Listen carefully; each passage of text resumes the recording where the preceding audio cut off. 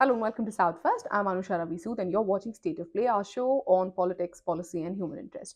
From all of us here at South First, wishing all our readers, our viewers a very happy new year. We hope you have a fantastic year.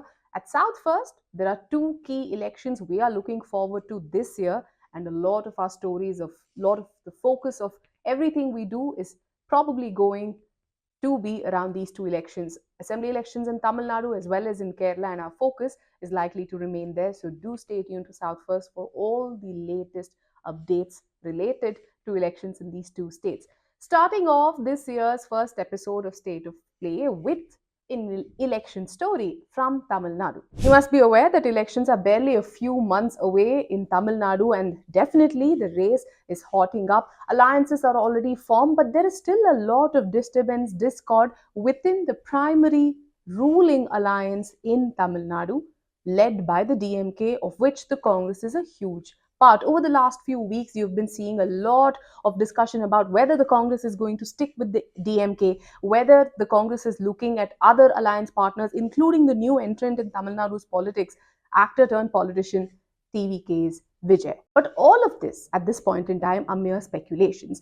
Ask senior leaders of both the DMK and the Congress, and they categorically deny any chances of any breakdown in understanding between these two allies. Yes, leaders at the local level, MPs from Tamil Nadu from both the parties, MLAs who are pretty much vested, who are pretty much invested in their own constituencies and the kind of political equation and dynamics in their respective constituencies, districts, regions, they may like to see a lot of changes, especially leaders of the Congress in Tamil Nadu who simply do not have a say in governance, in policies. Yes, they are part of the ruling dispensation, but they are not part of the government. So the Congress in Tamil Nadu is in a very peculiar position. It can neither criticize the government because its allies are in power. They are also in power, but they're not part of the government.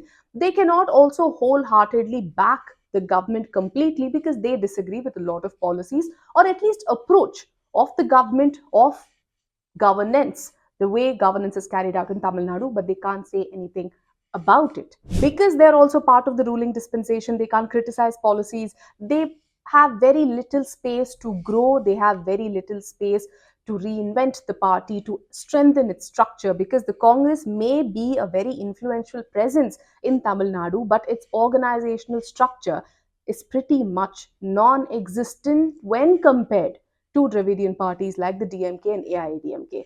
Tamil Nadu's politics is a cadre driven politics, and Congress has the influence, has the presence, simply does not have the same kind of organizational structure. First things first, on the very onset, when Tamil Nadu heads into elections a few months from now, as things stand today, the contest is pretty much for the second spot.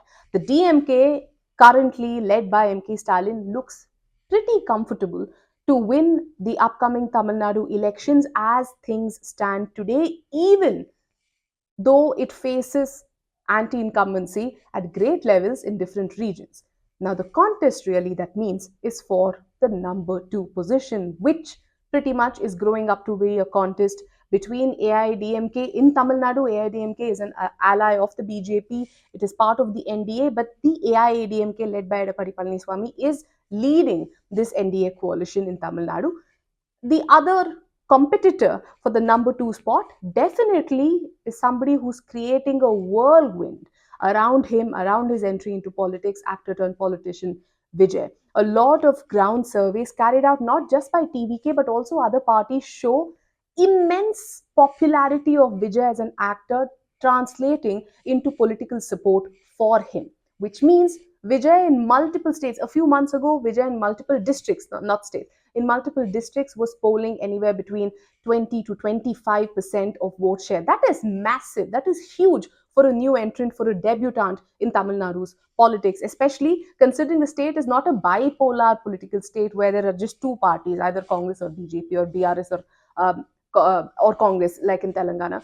This is a state where there are multiple players, there are multiple smaller parties. Most often than not, these smaller parties become part of different alliance blocks or coalition structures. But all of these parties command their own space, command their own vote share. In such a colorful myriad of party's scenario in Tamil Nadu, Vijay is definitely making waves, and that has set off alarm bells for, if you want to call them, conventionally influential or conventionally strong parties in Tamil Nadu, like the DMK, like the AIDMK. TVK's own assessments apparently are putting the party, this is TVK's own assessments on ground, are putting the party's chances at 35 to 36% in some regions, which basically is winning vote share in Tamil Nadu. This being the scenario, the TVK does not have any allies so far.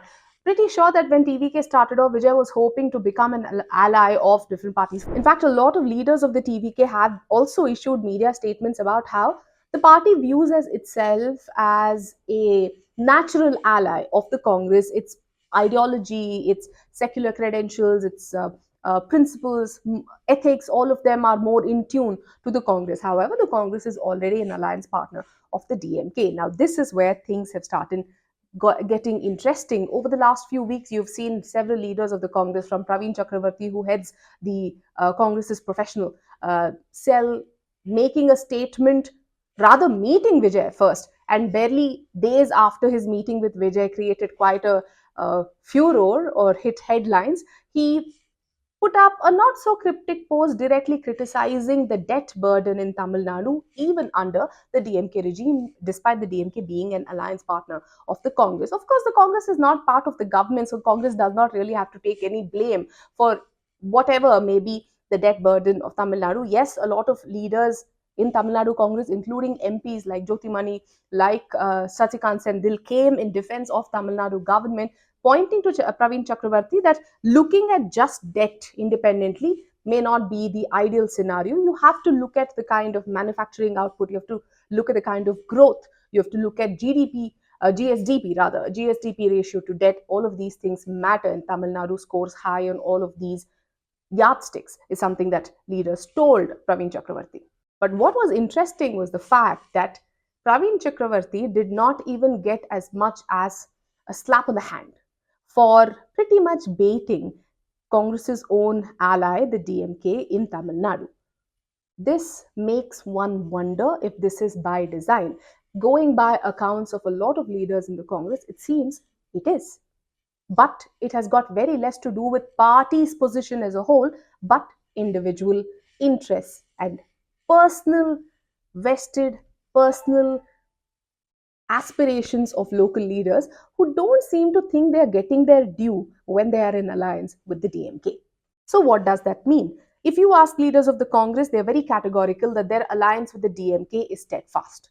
There is no talk, at least no serious talk at the senior most level of both the DMK and the Congress parties about reassessing their alliance as a whole. They do want to continue as alliance partners and head into elections, so much so that the parties have already started initiating talks on seat sharing, not wanting to make the same mistake they did in Bihar when seat sharing talks took forever, not giving candidates the opportunity to even canvass for themselves, campaign for themselves.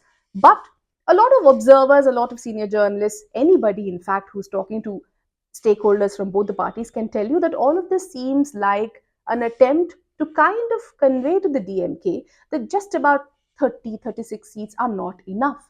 The Congress not just deserves more number of seats, given that Rahul Gandhi enjoys massive popularity in Tamil Nadu. In fact, right after MK Stalin, if there is another leader who has huge popularity in Tamil Nadu, it is Rahul Gandhi, as shown by several surveys over the years.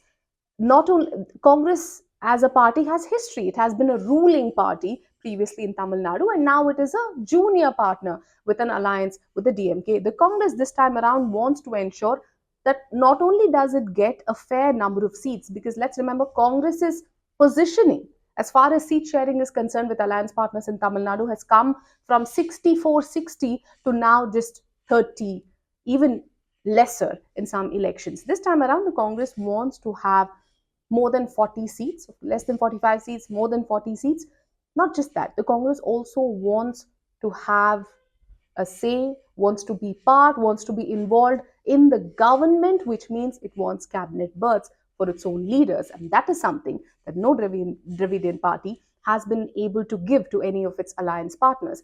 Not just DMK, look at AIDMK as well. Barely weeks after the BJP and AIDMK jointly announced that they are now working together and they are in alliance, and AIDMK is now part of the NDA, Edapadi Palaniswamy, former Chief Minister of Tamil Nadu and now the General Secretary of AIDMK, said that the NDA will head into election together, the AIDMK will face the elections with the BJP, but it will not be a coalition government.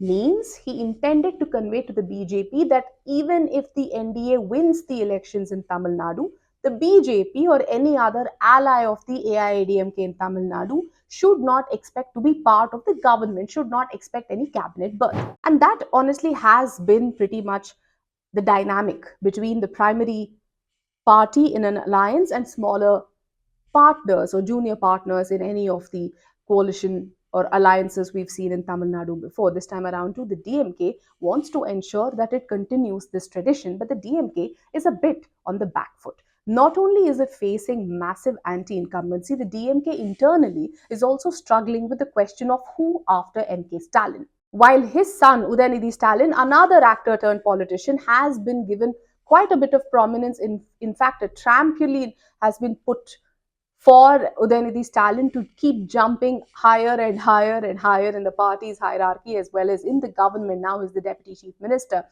Although a lot of leaders in the party, since they fall in line with the party's decision, have been expected to accept Udaynidhi Stalin as the next heir apparent, as the next leader of the party, there are several senior leaders within the party who are not very keen on this dynamic. There is no question that MK Stalin is the undisputed leader for the DMK. All leaders fall in line with his decisions. But now the question is what after him? This election is definitely crucial for the DMK, not only because it is pretty much poised to win the election without too much of a hassle, but it needs to ensure that its anti incumbency votes are scattered across alternatives, scattered across opposition parties. It also needs to consolidate its own vote bank, and for that, the DMK definitely needs the Congress. Considering that Vijay's entry into Tamil Nadu politics has shown potential of drawing away, weaning away some sections of DMK votes as well. DMK has often been accused of being a party that turns a blind eye towards casteist practices of its own leaders. Several of its leaders, even in DMK's own government, there have been a lot of caste based, caste linked atrocities perpetuated on the marginalized in Tamil Nadu, and it has been a huge point of concern for rights activists, for human rights activists, for anti caste activists in Tamil Nadu, who have pointed to how leaders of the DMK themselves have refused to take a strong stance against caste atrocities. It's not just a social issue, even when it comes to law and order issues, a lot of activists have raised concerns over the ill treatment of inmates, especially or under trials or suspects or accused in cases, especially when they are from marginalized communities. That being the scenario, the DMK definitely needs the Congress to help it consolidate its vote bank, including minority vote bank. When Vijay entered politics, the DMK could have afforded to just say he doesn't matter anymore. But given the kind of approval ratings, if you may call it, that Vijay is getting, the DMK definitely has a task on its hand, a task that it cannot deal with by itself. It needs its allies. Allies like the Congress now simply are asking the DMK one thing: you do need our help, we do need your help. When there is cooperation, there also has to be acknowledgement of participation and recognition that junior partners in the alliance get by way of not just equitable or rather fair share of seats to contest elections, but also a part, a say in government. A lot of people in the DMK, several leaders in the DMK, look at several voices in the Congress that do not directly say they want to break away from the DMK, but are hinting at discord. They're hinting at their disappointment of not being treated as equals in this partnership, not being treated as they should be, or recognized for the work that they do, or recognized for the contribution of the Congress party as nothing more than a means for a better bargain when it comes to seat sharing talks. Over the next few weeks, this wouldn't call it a discord or dissatisfaction, but this dynamic definitely is going to, or rather expected to take very interesting turns, and we at South First will keep a very close eye on it. Do stay tuned. Thank you so much for watching.